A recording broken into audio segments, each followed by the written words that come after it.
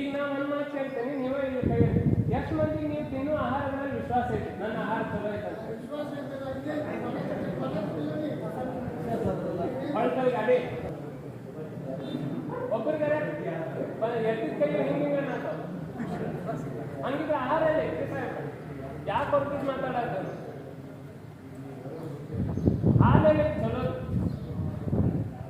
ದನ ಇರ್ಲಾರ್ದ ಹಾಲು ಮಾಡಕ್ ಆಗುದಿಲ್ಲನ್ರಿ ಮೇಡಮ್. ಎಣ್ಣೆ ತಗೊಂಡು ಗುದ್ದಾಡಕತ್ತಾರಲ್ಲ ಒಳಗ, ಯಾಕೆ ಬಂದಾಗ್ಯಾವ ಗಾಣ ಸರ್?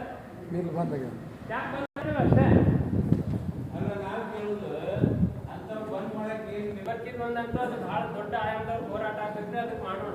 ನಾನು ನನ್ನ ಕೈಯಾಗ ಒಬ್ಬ ಆಗಿ ನನ್ನ ತಂಡ ಅಲ್ಲ, ನೀವು ನಮ್ಮ ಇದ್ರೊಳಗ ಸೇರ್ತೀರಿ, ಅವ್ರ ಸೇರಕ್ಕೆ